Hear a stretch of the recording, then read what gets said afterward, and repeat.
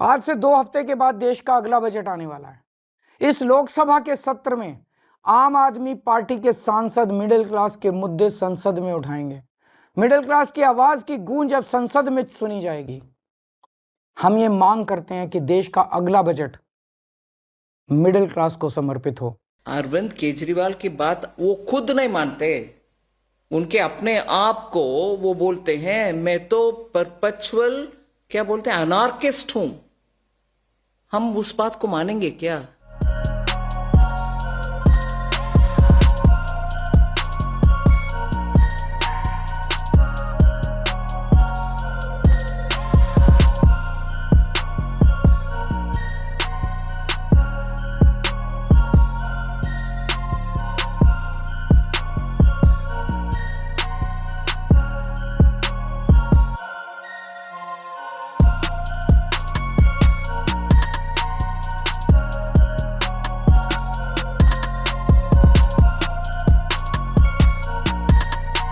राहुल गांधी तो छोड़िए, अरविंद केजरीवाल कह रहे हैं कि मिडिल क्लास के लिए रिलीफ टैक्स का उन्होंने आपको हिदायत दी थी, उन्होंने रेकमेंडेशन दी तो आपने किया।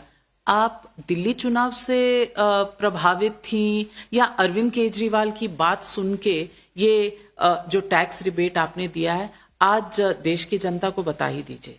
इतना डर क्यों दिल्ली चुनाव से? अरे दिल्ली के चुनाव के लिए पूरे देश के लिए मैं 1 लाख करोड़ का इनकम फोरगो करूं क्या? नहीं। माननीय प्रधानमंत्री जी का टैक्स पेयर को सम्मान करने के लिए ये प्रपोजल ले आए हैं हम। वो उसमें केजरीवाल जी तो 10 तक दे दीजिए ऐसे बोले ना, 10 लाख तक। हम उस नंबर से इंप्रेस नहीं है, 12 तक ये दिए। सो उनको वो भी कैलकुलेशन मन में समझ में नहीं आता, क्योंकि in spite of him having been IRS revenue service में थे ना पहले, इतना आंकड़ा सही कर नहीं सक रहे थे।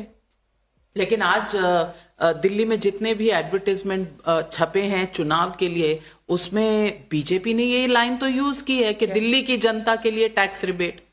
उपयोग उनको भी आएगा क्या? नहीं, बिल्कुल आएगा। इसीलिए हम बोल रहे हैं उनको भी उपयोगी है, पूरे देश का भी उपयोगी है।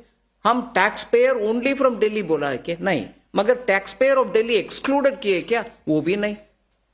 तो अरविंद केजरीवाल की बात मानी कि नहीं मानी आपने? आज अरविंद केजरीवाल को तो कुछ कह दीजिए। अरविंद केजरीवाल की बात वो खुद नहीं मानते। उनके अपने आप को वो बोलते हैं मैं तो परपेचुअल क्या बोलते हैं अनार्किस्ट हूं। हम उस बात को मानेंगे क्या? ऐसे ही वो बोले दिल्ली को पेरिस बना देंगे, लंदन बना देंगे। उस बात को वो खुद नहीं माना, खुद नहीं माना। नहीं तो दिल्ली तो अभी राजधानी, देश के राजधानी पेरिस जैसे होना था। वो he doesn't believe in his own words. दूसरे कैसे मानेंगे?